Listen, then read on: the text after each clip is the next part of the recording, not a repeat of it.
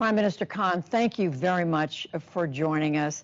Let me start by asking you your assessment of the situation in Afghanistan right now with U.S. troops almost completely out after 20 years. Well, Judy, I think the U.S. has really messed it up in Afghanistan. You see, first of all, they tried to look for a military solution in Afghanistan when there never was one.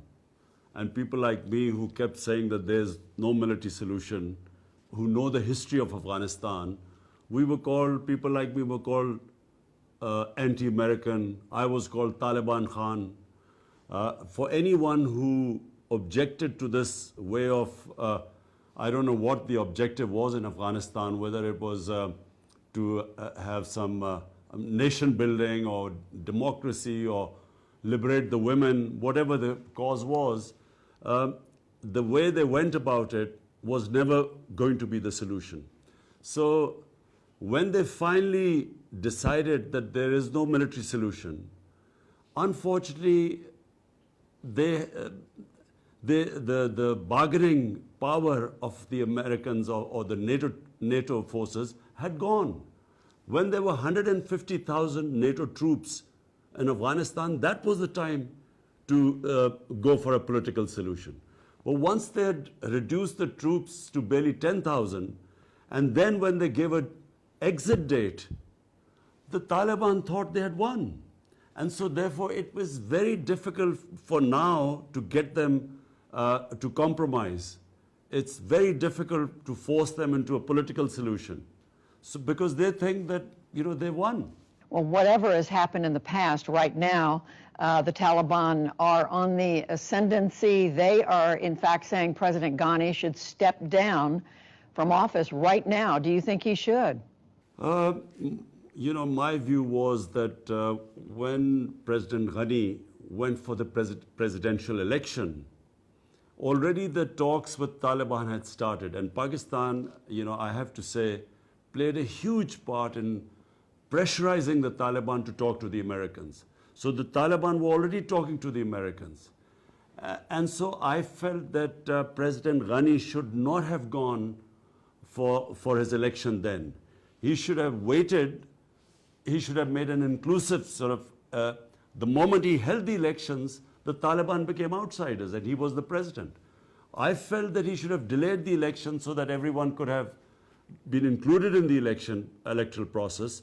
So there would have been some political settlement. But once he became the president, he then wanted the Taliban to come and talk to him. Taliban did not refuse to talk to him. They were willing to talk to the Americans, to the other Afghan leaders, but they would not talk to President Ghani. And that's where the deadlock took place. Well, whatever has happened in the past, as we said, the Taliban now is on the rise in Afghanistan. Is that a good outcome for Afghanistan? See, the only good outcome for Afghanistan is that if there is a political settlement which is inclusive, so they form some sort of a government that includes all sorts of different factions there. And obviously Taliban part of that government. The worst situation in Afghanistan would be if there's a civil war and a protracted civil war. And from Pakistan's point of view, that is the worst case scenario, because we face two scenarios. One, a refugee problem. Already Pakistan is hosting over 3 million Afghan refugees. And what we fear is that a protracted civil war would mean more refugees. Our economic situation is not such that we can have another influx. Secondly, the worry is that the civil war will flow into Pakistan, because the Taliban are basically ethnic Pashtuns. Now, there are more Pashtuns on our side of the border than in Afghanistan. And so the worry is that if this goes on, the Pashtuns on our side will be drawn into it. So that also is the last thing we want. And I do want to ask you about Pakistan. But before we leave Afghanistan, the United States has been asking your government for many years to help in the effort to fight the Taliban in Afghanistan. But the U.S., other organizations now say they have massive amounts of evidence that Pakistan has helped the Afghan Taliban with military, with intelligence, has helped them financially. How do you explain that this is a terrorist group operating in Afghanistan? How do you explain the support your government has given repeatedly over the years to the Afghan Taliban? Judy, I find this extremely unfair. And so you should know a little bit of the history. Come 9/11, Pakistan had nothing to do with what happened, the terrorist act in New York. Pakistan, in the sense that Al-Qaeda was based in Afghanistan, there were no militant Taliban in Pakistan, no Pakistani was involved, and so when the Pakistani government decided to join the US's war on terror, this country was devastated by that. 70,000 Pakistanis died in that war, which we had nothing to do with. We had over $150 billion lost to the economy. Now, you know what happened in Pakistan? We had these, in the 80s, the militant groups created to fight the Soviets, funded by the Americans, trained by the Pakistan Army. When we joined the American war on terror, and these groups were trained to fight foreign occupation, which was the Soviets, but now when the Americans came, we told them that no, this is no longer jihad, it's terrorism. They turned against Pakistan. So at one point, Judy, we had 50 different militant groups attacking the Pakistan Army and the security forces. So we, as I said, lost 70,000 people. To be blamed for NATO and US not succeeding in Afghanistan, I find is extremely unfair.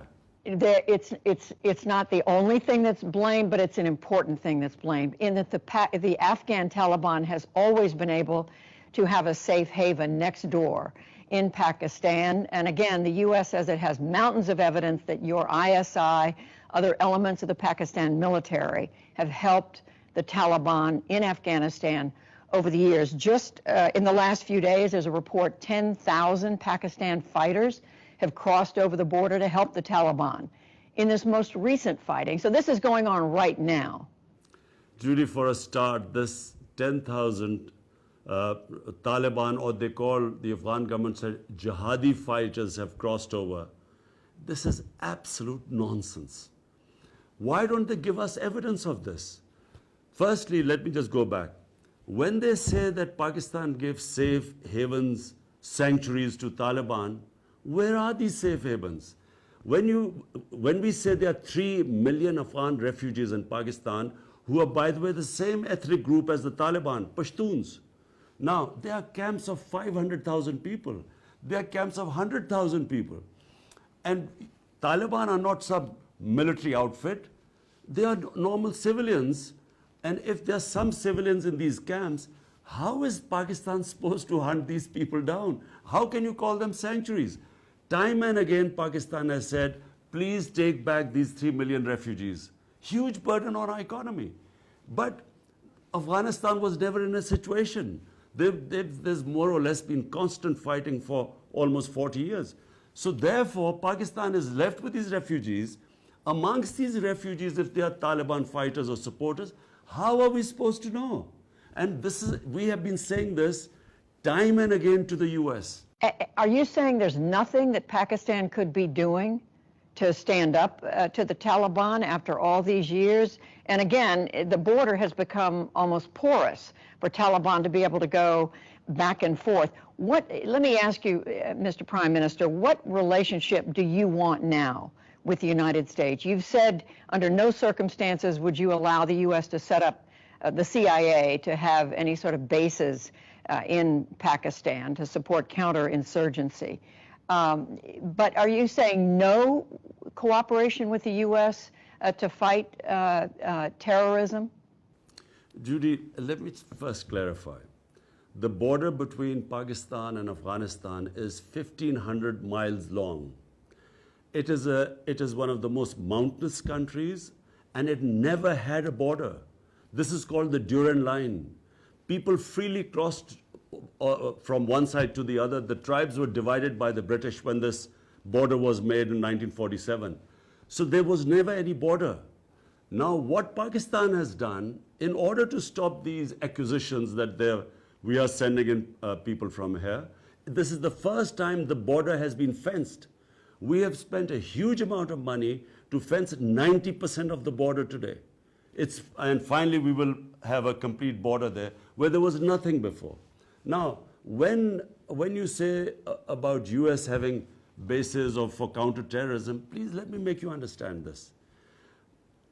When a country loses 70,000 people and is bankrupted by this war on terror, when we joined the US after 9/11, we do not have the capacity to have any more fighting within our border, any terrorism within our country, because when we were in the height of that war on terror, which Pakistan joined, there were suicide bombs taking place all over the country. The businesses collapsed, tourism collapsed.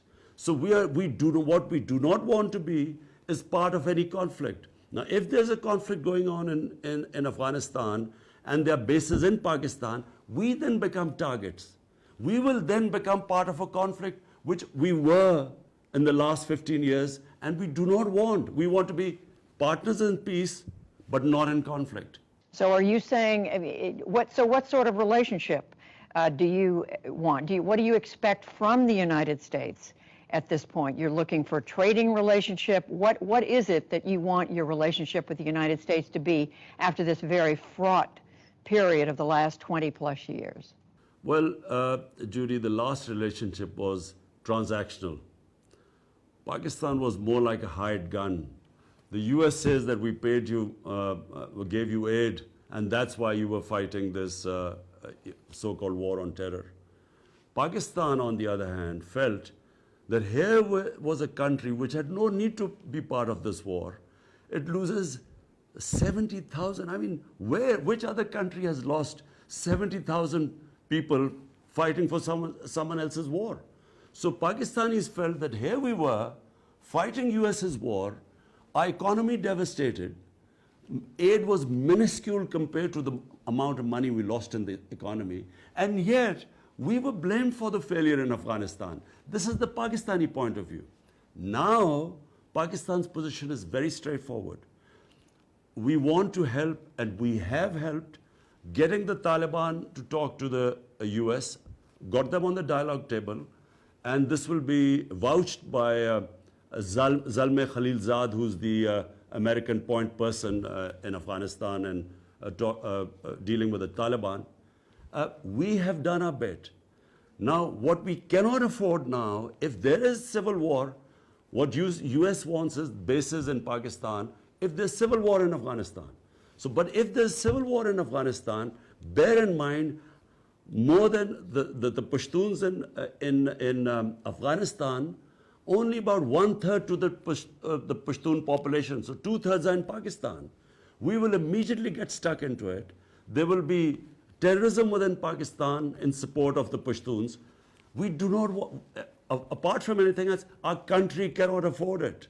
We have just recovered from a desperate economic situation, and we do not want to go through it again. I hear that message. At the same time, do you expect that if the Taliban does succeed in Afghanistan, you're going to have a country next door where women, for one thing, are not allowed to have an education after the age of 8, that you're going to have a country run by a group of terrorists, in effect? But Judy, what are we supposed to do about it? I mean, here were the US for 2 decades in Afghanistan trying to force a military solution. The reason why we are in this position now is because the military solution failed. Now, what choices have we got? The best choice is that somehow we have a political settlement of Afghanistan where it is, as I repeat, an inclusive government. So Taliban sit down with the other side and they form an inclusive government. This is the best outcome. There is no other outcome. because the military solution has failed. Then why can't Pakistan use more of your influence to get the Taliban to sit down and to agree to some sort of solution? Because right now, as you just said, that looks very, very difficult. But Judy, look, short of taking military action, and by the way, military action, how do you take military action against Taliban in Pakistan? Because apart from their leaders, a few families living here, all we have are refugee camps. And what are we supposed to do there to flush out a camp of 500,000, how many hundreds of maybe Taliban fighters are there? How do we know that? So Pakistan's response is that if you want us to help you, then take back the refugees, then hold Pakistan accountable. In this current situation, all we can do is, whatever influence we have, push the Taliban for a political settlement, and I can tell you, no country has tried harder than us. Short of military action, we have done everything. But I repeat, when they think that the US is exiting and they are going to win, how much leverage have we got left? And in any case, half of Afghanistan is in Taliban hands. Why do they need sanctuaries in Pakistan? Are you prepared to accept Taliban victory next door? You're saying, in essence, there's nothing more Pakistan can do. Absolutely. There's nothing more we can do except push them as much as we can for a political settlement. That's all. But what happens in Afghanistan, we can only pray that the people of Afghanistan decide what government they want. And so we hope that that's what will happen in the end. They'll form some sort of an inclusive government. But that's for people of Afghanistan. As far as Pakistan is concerned, we have done what we can. And if people want us, when they say there's some Taliban crossing over the border, well, we have 3 million refugees here. So if the refugees go across the border, then hold us accountable. Then we will guarantee that there's no one will go across. But every day there are about 25,000 people who cross the border and come back because of the refugee situation here. Just final question, Mr. Prime Minister. If the Afghan Taliban is successful, that gives more strength even to the Pakistan Taliban. And its leader, Nur Wali Masood, said in the last couple of days, quote, he's firmly hoping to take control of the Pakistani tribal border regions and make them independent. Well, you see, this is the worry, because when Pakistan was facing militancy and terrorism, from 2005 onwards to almost 2015, 10 years, what came into existence was the Pakistan Taliban. And this guy you are mentioning is a Pakistani Taliban. There were the Afghan Talibans, there were the Pakistani. And one of the groups that was attacking the Pakistani security forces was this Tehreek-e-Taliban. And this is exactly what I said. My worry is that if there's a protracted civil war in Afghanistan, we will have this overflowing into our country. And yes, it worries us.